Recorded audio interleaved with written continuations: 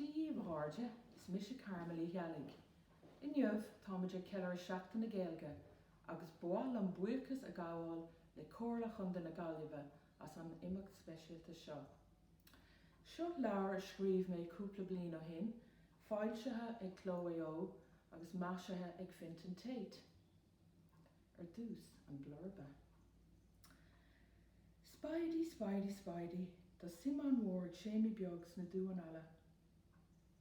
Bín siad le feicáil I na áit, dar leis. Bhreá leis hain bheith ina Spidey, lá éigen. Agus ceapam go bhfuil sais leid in san lína dearna sin.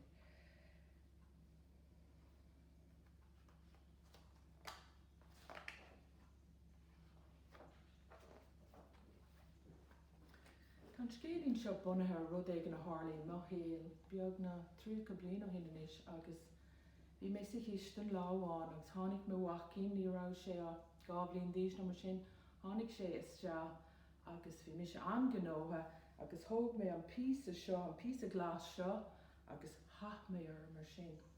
Agus thusaigh sé ag scradíal agus ag gaiire Spidey, Spidey, Spidey. Tá mami ag gulbhú salad le hailón. Spidey a gar Shamey. Or an buisir sa mami. Dú an áha glas sin rud nach wacha mé riamh. Agus féchan seo garrod le haid an salad, cucumber agus lettuce, pepperoni, carrot agus na trot.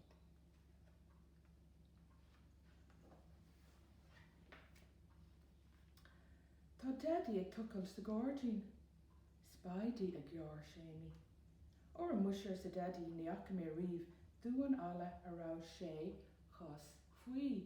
Mar in éan sin tá an ciróg seo agus an píosa glas an tráta cheap sé go rá dúan ala a bhí an.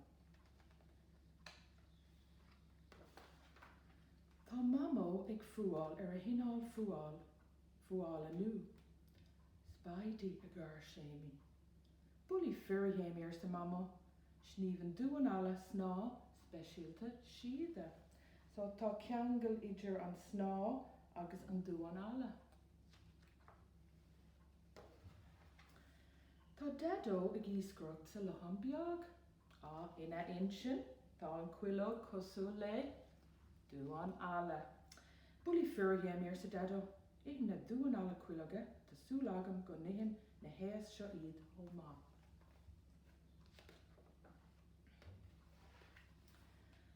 Tá grithar mór dathí ag ihe licris. Spidey a gar Shamey. Éiste dhéimi ní dúan ala ó blasta le seo ar sa dathí. Agus tá an licris dómh cosúil le dúan ala arís. Tá clío cut ina sir an tulag. Spidey a gar Shamey.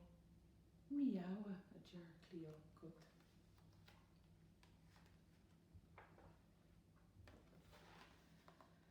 Tá Shamey san olcadán. Spidey a gar Shamey. Tá sé ag gaiir an tam ar fad na bhfuil. Ní dúan ala iad na féidí go léir a dear mami. Tá mami faoi brú, tá sí tuirse agus daddy ag teachtanis. Tá mami agus daddy ag labhairt faoi Amy. Tá dú mhór ag é nuan ala ina réir ar sa daddy. Is agam cad a dhéanamíd ar sa mami. So tá plán eici féchan seo Shamey, Cree agus dúan ala. Na bhfuil an pápra ar balla go hínta ar fad? Ceapan go. Cá bhfuil siad an isis?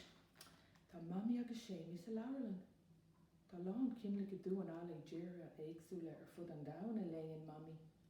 Tóramid an leabhar seo a bhaile linn. Cá bhfuil daddy agus Shamey ag an zoo. Tá daddy agus Shamey ag an zoo. Deach na bheití atá siad. Is tarantula é an cean mór clúbhar seo a dear daddy. Agus ceapan go bhfuil péir an a héana dó. Tá tarantula. Tá lá brath Amy tagta na é atá sásta. Tá cóisiir mhór ar siúl. Agus tá an clán ar fád sa fictar seo, Mamo, agus cénsáis cácha tá aige? Cácha dú an ala. Dado agus Mamo agus Daddy ag tógáil grí grafanna agus dahi ag ggóil cóg nó lemonade ní lista gom an seo clío cut ag ihe boróg. Osclíonn séimi a bhrontanas, Yahoo a gur gat duine hará a gur séim, mise Spidey. Tá sé ina Spidey lá éige na bhfuil, 1, 2, 3, 4, 5, 6, 7, 8 gus tá aige. Agus sin é Spidey. An dara ceann atá gin aniu ná lenamh nu. Fáilsethe ag Chloe Arís agus meisithe ag Olivia Golden. Tá scitamíní áthas ar bhréid. Ní fad inis go mbeidh sé ag tusa sa scoil mhór agus an sin ba babaí nu ag teacht ar an saoil. Scoil nu, cáirde nu, babaí nu, na ionta. Ba gach rud I gceart ar an lá nó an mai. Well, an go bhfeicimid.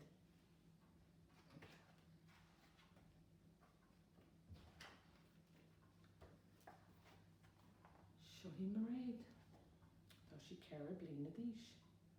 Cónaíonn sí lena mami agus a daddy.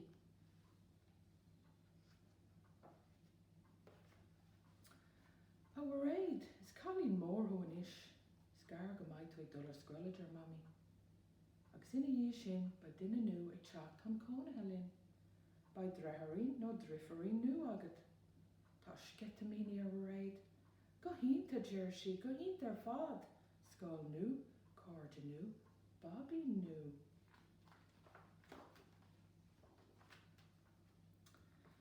An lád ar gcionn téann mami agus mar réid ag siopadaoireacht. Ar dús ceannaíonn siad mála scoile nu agus busca lán do bhar réid. An sin ceannaíonn siad clíomháin álainn den lenamh atá ag teacht. Ar an mealach a bhaile stoppen siad ag cafe. So, tá áthas orthaí an seo ag ól Sue Talún, just Sue Talún. Jay Saharn dús sin mar réid go maith. Sí san stair léi go dtí an histan. Cá bhfuil mami agus daddy a ífrinn si dé wamo. Tá siad san ospidé le stórin ar sa mamo. Uaireanta tag an leanaí nu go lua. Tosín mar réid a gáil. A scoil nu agus an sin leanamh nu. Sin a dúirt mami ar si. Tá bhfuil si inis, tá sí san ospidé. Tá clíomh beag an aice le labba wami. Stián tá lenamh beag bíd agus grú gobar. Bheat a greathirí nu I bhar réid ar sa daddy. Tá sé dír a cosú leatsa a bhar réid nuair a tháinig tú thugainn an héad lá a deir mamo. Cad is anam dó a deir mar réid. Cormac ar sa mami.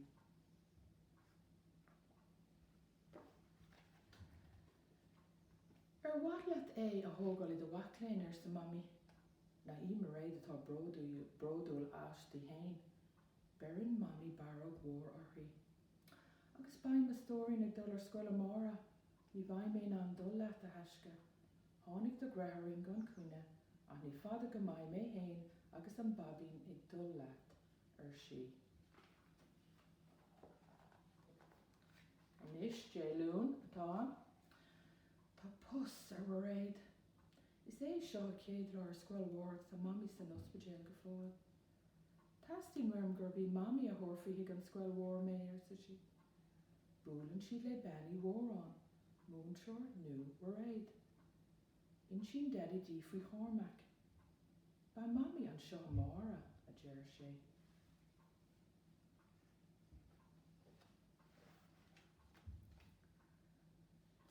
Tá mar réid an gnáthas sa scoil mhór. Déanann si roinn scríbhneoireachta, san sin déanann si pictiúr. An sin tá sé nám sosa. Tá rééis an tosa chuir na páistí an róga spórt orthu. Téann siad a más a chlós ag sprí. Na ínta í an scoil mhór a hanan mar réid. Chosí si a canna. Tá si in am an seomra glanis ar sa benny mhórán. Carí na páistí go léir chun na pinú I churas deas na busci pénta churas deas na hófra, agus na busci lón a chur sna málaí scoile. Go hínt ar fad ar sa benny mhórán. Anis lei mé scéal díomh. Síon na páistí timpeall I ggurcail.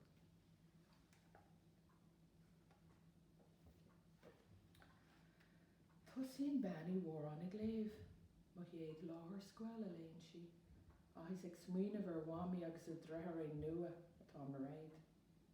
An sin tap, tap, tap. Tá duine éigin ag búlú ar an bhuineog.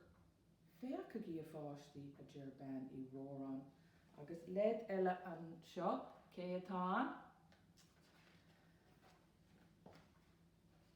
Umpíonn gach in a hart. Cé atá ag an bhuineog ach mami agus bart beag bíd ina baclainn aici. A bhfuair réid, oscail an doras don na cuairteoirí le a thuil ar sa benny mhórán. Mar tá is ag benny mhórán cé atá. Tá gach duine ag déanamh intas de Cormac agus na mar réid atá sásta. Seo an chéad lá ar scoil is fearr riamh a deir si. So, thosaí an lá le deora agus críochnaí an lá le gabhra. Agus an tríú ceann anois ná an talamh dríochta, fáilsethe ag Elm Books agus meisithe ag Jimmy Burns. Bhí an talamh bránú seo ag duine éigin hana, a cé ag a bhí sé, duine éigin calúil, duine úsal, banfrinsa, léach sport, agus sinní an ceist mhór, is sin an ceist mhór sa leabhainn seo.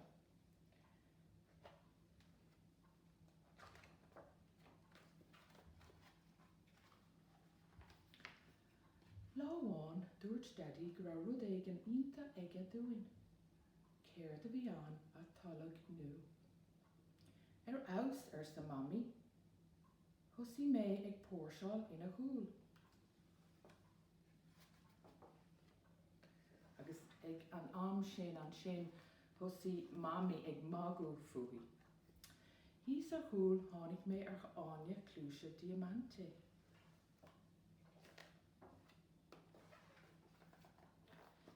Banfrinsa álinn ar an talamh seo trá ar sa mami.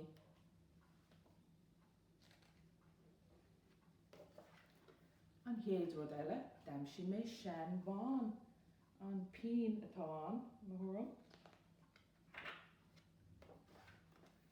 Hí milliúnaí mórtasa ar an talamh seo trá ar sa mami.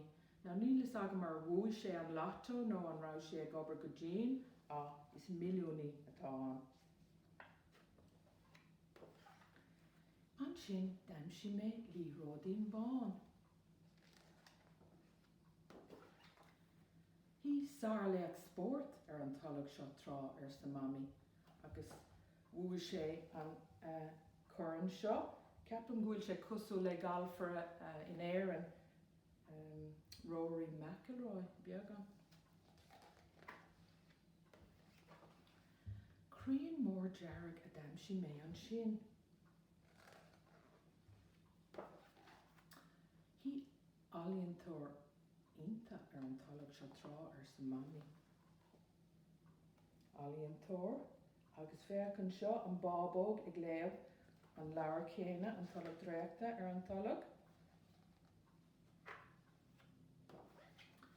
Ar deire d'aimsí mé ticéad bus gibla. Cé le sé? Hí taiscilí clútar an talamh seo trá ar sa mami. Tá mami ag magú fuaí an tam ar fad. Bábóg arís ag léamh agus mar réamh. An sin bheith mé tuirse tréachta ar fad. Cá bhuair tú an talamh seo ina riire a dhíofraí mé de Yadi. A leis sin d'aimsí mé Greengraph caite híos ar chúl. Mise agus Daddy Agus mami atá an agus feach. Ní banfrin sa áling atá an, na millí mórtasa, ná starlaach sport. Ní aliantar ínta atá an, ná taiscaí clúte, Mamo. Tá lán hataí eici, agus thug mamo an talamh don plán. Sin an méid háide, muile buchas a ríis le comharlach an na Gaillimhe. Slán go fóill!